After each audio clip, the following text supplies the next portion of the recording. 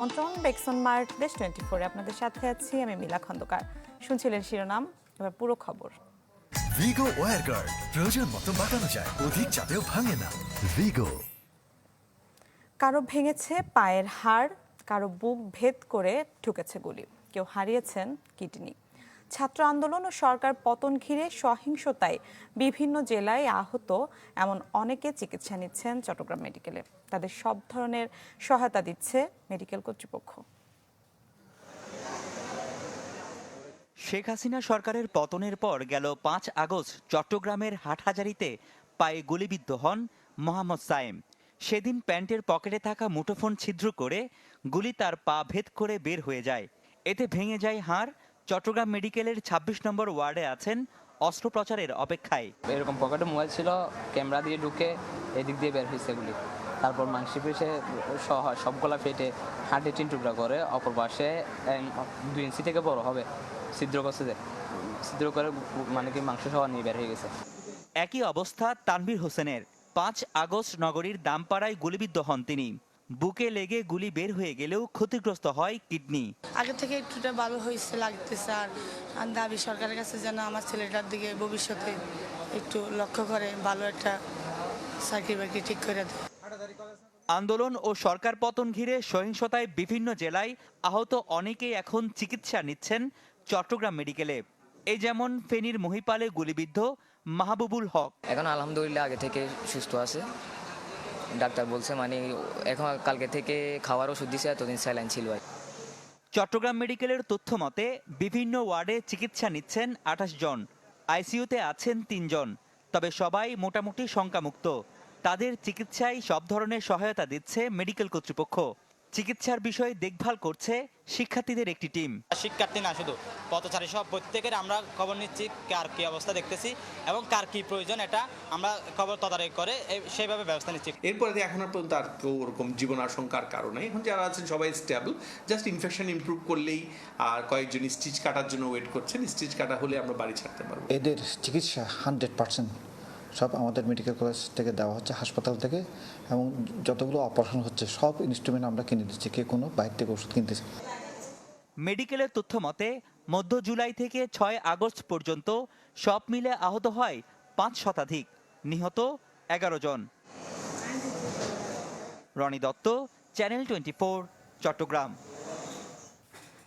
সরকার পতনের পর গা ঢাকা দিয়েছেন সিলেট সিটি কর্পোরেশনের মেয়র সহ বেশিরভাগ কাউন্সিলর। এতে ব্যাহত হচ্ছে কার্যক্রম, ভোগান্তি বেড়েছে সেবা প্রত্যাশীদের। সহিংসতার পর সিলেট সিটি কর্পোরেশনের কার্যক্রম শুরু হলেও আগের গতি হারিয়েছে। সিটি কর্পোরেশনের বেশিরভাগ জনপ্রতিনিধি পলাতক, যারা আছেন তারাও দক্ষ নন। এমন পরিস্থিতিতে বিপাকে সেবা প্রত্যাশীরা। জনমনিবন্ধন জন আইছিল, ওয়ার্ড কাউন্সিলর বা চেয়ারম্যান যারা আসছিল তারা অফিস করে না। মেয়র সাহেব অনুপস্থিত, আমাদের কাজের কোনো গতি নাই, অভিভাবক নাই। এখন যে কোনো একটা ছোটখাটো একটা প্রবলেমের জন্য হয়তো অভিভাবক ডিঙ্গায় আমরা আসতে হচ্ছে সিটি কর্পোরেশনে। গত নির্বাচনে মেয়র নির্বাচিত হন আনোয়ারুজ্জামান চৌধুরী। ওই নির্বাচনে ৪২টি ওয়ার্ডের বেশিরভাগই কাউন্সিলর পদে বিজয়ী হন আওয়ামী লীগ মনোনীত প্রার্থীরা, যারা সবাই ৫ আগস্টের পর নিরুদ্দেশ। দুষ্টু গরুর চেয়ে শূন্য গোয়াল ভালো। ওনারা না থাকাতে এমন কোনো অসুবিধা হবে না। এখন হচ্ছে গিয়ে সম্পূর্ণরূপে সংস্কার করা দরকার। সেই সংস্কারে এই প্রতিষ্ঠানগুলো যেন মানুষের কল্যাণে ব্যবহার করা হয়, সেই নজরদারি নাগরিকদের নিতে হবে। রাজনৈতিক পট পরিবর্তনের পর দুর্বৃত্তদের হামলায় ক্ষতিগ্রস্ত নগর ভবনের সংস্কারের উদ্যোগের কথা জানালেন সিটি কর্পোরেশনের প্রধান নির্বাহী কর্মকর্তা। যত রকমের সেবা আছে আমাদের টিকাদান কর্মসূচি সব কিছু কিন্তু আমরা চালু রেখেছি, হয়তো একটু সীমিত পরিসরে। আমরা আশা করছি যে আমাদের কাউন্সিলররা যখন তাদের কার্যক্রম শুরু করবে এই বিষয়টা আরও শতভাগ আমরা এটা নিশ্চিত করতে পারবো। এসব বিষয়ে কথা বলতে মেয়র ও কাউন্সিলরদের সাথে বারবার যোগাযোগের চেষ্টা করেও কাউকে পাওয়া যায়নি। Desk report, channel 24। এ নিয়ে আরও খবর জানাতে সিলেট থেকে সরাসরি যোগ দিচ্ছেন সহকর্মী আজহার উদ্দিন শিমুল। শিমুল, জনদুর্ভোগ এবং সার্বিক বিষয় নিয়ে আমাদের জানাবেন।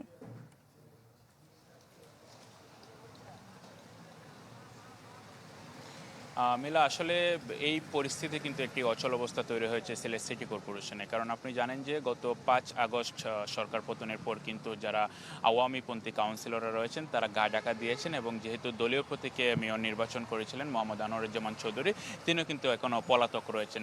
সব মিলিয়ে নাগরিকদের যে ভোগান্তি তা কিন্তু খুবই দৃশ্যমান। আমরা সিলেট সিটি কর্পোরেশনে কয়েকদিন ধরে আসলে নজর রাখছি। আমরা দেখেছি নগরীতে যে 42টি ওয়ার্ড রয়েছে, 42টি ওয়ার্ডের যারা নাগরিকরা রয়েছেন তারা ন্যূনতম আসলে নাগরিক সেবা পাচ্ছেন না, যার কারণে একটি ভোগান্তি তৈরি হয়েছে, এবং অধিকাংশই কিন্তু কাউন্সিলরদের যে অফিস সেগুলো ভাঙচুর করা হয়েছে। আমরা বেশ কয়েকবার চেষ্টা করেছি সিটি মেয়র আনোয়ারুজ্জামান চৌধুরীর সঙ্গে যোগাযোগ করার, কিন্তু তিনি কোনোভাবে আমাদেরকে সাড়া দেননি। এছাড়া কাউন্সিলরদের সাথে যোগাযোগ করেছি, তাদের অনেকের মুঠোফোন বন্ধ রয়েছে, এবং আমরা বিভিন্ন কার্যালয়ে গিয়ে কিন্তু তাদের আসলে পাইনি। নাগরিকরা আসলে ভিড় জমাচ্ছেন সিলেট সিটি কর্পোরেশনে। তারা বলছেন যে কাউন্সিলরদের বিভিন্নভাবে তাদের দরকার হয়, বিভিন্ন স্বাক্ষর নিতে কাউন্সিলরদের দরকার হয়, কিন্তু তারা না পেয়ে আসলে অনেকটা হতাশা প্রকাশ করেছেন। এবং নাগরিকরা ক্ষোভ প্রকাশের পাশাপাশি বলেছেন যদি এই অবস্থা চলমান থাকে তাহলে তাদের অনেক ভোগান্তি পেতে হবে। তারা একই সাথে দাবি করেছেন এই অচল অবস্থা যত দ্রুত সম্ভব আসলে ভেঙে দেওয়ার। এবং ইতিমধ্যে সিলেট সিটি কর্পোরেশন সহ বাংলাদেশের যত সিটি কর্পোরেশন এবং পৌরসভা রয়েছে, বিশেষ করে গতকাল একটি প্রজ্ঞাপন জারি হয়েছে। সেখানে আসলে সরকারের পক্ষ থেকে বলা হয়েছে যেসব সিটি কর্পোরেশন এবং পৌরসভা এলাকায় মেয়র এবং কাউন্সিলররা অনুপস্থিত রয়েছেন, এবং সেই সব সিটি কর্পোরেশনগুলোতে আসলে যারা প্রধান নির্বাহী কর্মকর্তা রয়েছেন তাদেরকে প্রশাসনিক এবং আর্থিক পূর্ণ ক্ষমতা সরকার দিয়েছে, এরকম একটি প্রজ্ঞাপন গত বুধবারই কিন্তু জারি হয়েছে, এবং গতকাল বৃহস্পতিবার এটা নিশ্চিত করেছেন সিলেট সিটি কর্পোরেশনের প্রধান নির্বাহী কর্মকর্তা আমাদের। তিনি বলেছেন এখন আপাতত কোনো সমস্যা হবে না, যেহেতু তিনি পূর্ণ দায়িত্ব পেয়েছেন। সব মিলিয়ে নাগরিকদের প্রত্যাশা এই অচল অবস্থা যাতে দ্রুত পরিত্রাণ হয়। তো মিলা, এই ছিল আমার কাছ থেকে সিলেট থেকে সবশেষ। শিমুল, আপনাকে ধন্যবাদ। দর্শক, সিলেট থেকে যুক্ত হয়েছিলেন সহকর্মী আজহার উদ্দিন শিমুল। শেখ হাসিনার বিচার সহ 4 দফা দাবিতে বিক্ষোভ করেছে বৈষম্য বিরোধী ছাত্র আন্দোলন। গতকাল জামালপুরের আশেক মাহমুদ কলেজে জড়ো হন শিক্ষার্থীরা। সেখান থেকে লং মার্চ নিয়ে শহরের প্রধান সড়ক ঘুরে বিজয় চত্বরে গিয়ে শেষ হয়। এরপর সমাবেশে বক্তারা বলেন দ্রুত দাবি বাস্তবায়ন না হলে কঠোর কর্মসূচি দেওয়া হবে। একই দাবিতে বিক্ষোভ হয়েছে নাটোর, জয়পুরহাট, ভোলা সহ বিভিন্ন জায়গায়। শেখ হাসিনার বিচার দাবিতে বরিশালে সড়ক অবরোধ করেন শিক্ষার্থীরা। গণহত্যার প্রতিবাদে গণ অবস্থান ও বিক্ষোভ মিছিল হয়েছে পাবনায়।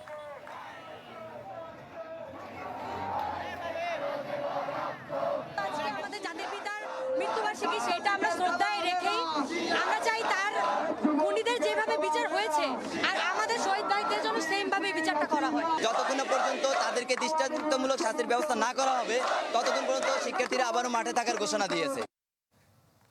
বিভিন্ন জেলায় অবস্থান ও বিক্ষোভ কর্মসূচি পালন করেছে বিএনপি ও অঙ্গ সংগঠনগুলো। গতকাল রংপুরের দলীয় কার্যালয়ের সামনে থেকে বিক্ষোভ মিছিল বের করা হয়। বিভিন্ন সড়ক ঘুরে সংক্ষিপ্ত সমাবেশে শেষ হয় কর্মসূচি।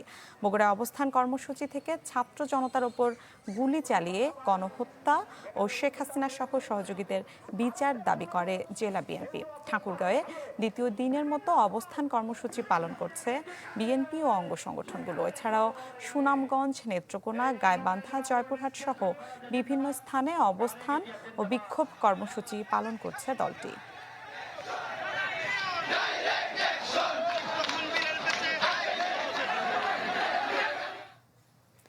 অনিয়ম, দুর্নীতি আর গ্রাহক হয়রানি যেন নিত্যদিনের কাজ বান্দরবান পাসপোর্ট অফিসে। ঘুষ দিলে মিলবে পাসপোর্ট, তাতে ঠিকঠাক লাগবে না কাগজপত্র, আর ঘুষ না দিলে নানা অজুহাতে দিনের পর দিন পড়তে হয় হয়রানিতে।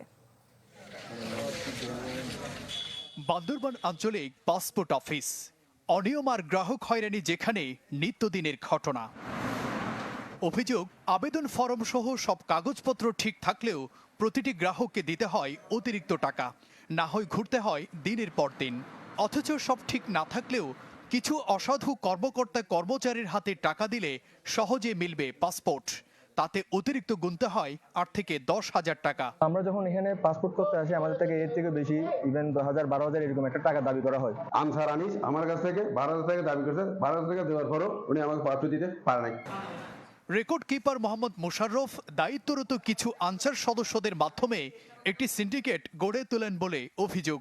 সম্প্রতি অবৈধ লেনদেনকালে আনসার সদস্য আনিসকে ধরে ফেলেন বৈষম্য বিরোধী আন্দোলনের শিক্ষার্থীরা। তবে এসব অভিযোগ মানতে নারাজ অভিযুক্তরা, যদিও তদন্ত সাপেক্ষে ব্যবস্থা নেওয়ার কথা বলছেন কর্মকর্তারা। পাসপোর্ট অফিসের বিরুদ্ধে অনিয়মিত ধরনের সবসময় থাকে। এখন বাইরে যদি কেউ কারোর সাথে লেনদেন করে থাকে, দায়িত্ব আসলে পাসপোর্ট অফিস নিতে পারবে না। তো না পারিনি, আমি আগে আমাকে কেন বলতেছে, আমি মুশারফ স্যারের কাছে গেছি, ওই স্যারকে দেখাইছি, স্যার বলছে কিছু এখানে সহি লাগবে। যেগুলো আর্থিক অনিয়মের কথা বলছে, এটা যদি সুনির্দিষ্ট অভিযোগ থাকে অবশ্যই আমরা আমাদের ঊর্ধ্বতন কর্তৃপক্ষকে এই বিষয়ে যথাযথ ব্যবস্থা নেওয়ার জন্য সুপারিশ করব। এই পাসপোর্ট অফিসে বহুদিন ধরে চলা এমন অনিয়ম বন্ধের দাবি জানান বৈষম্য বিরোধী শিক্ষার্থী এবং নাগরিক সমাজ। আমরা চাই এই দুর্নীতিমুক্ত একটি পাসপোর্ট অফিস, সাধারণ মানুষ যাতে হয়রান না হয়, হয়রানিমুক্ত বান্দরবান পাসপোর্ট অফিস হোক, সবাই যাতে বান্দরবান স্থানীয় জন এই সুবিধা পায়। ঘুষ লেনদেনের ব্যাপারে চাক্ষুষ প্রমাণ পেয়েছি এবং সেটার ভিডিও চিত্র সহ আমাদের কাছে উপস্থাপিত আছে। দুর্নীতি, অনিয়ম, অন্যায় সবই বন্ধ হয়ে যাবে এবং দুঃশাসন বন্ধ হয়ে যাবে, সুশাসন ফিরে আসবে। প্রতিদিন গড়ে 40 থেকে 50টি পাসপোর্টের আবেদন জমা পড়ে এই আঞ্চলিক কার্যালয়ে। Desk report, channel 24। দেখছেন মান দেশ 24 এ নিচ্ছি একটা বিরতি, ফিরছি একটু পরেই, সাথেই থাকুন।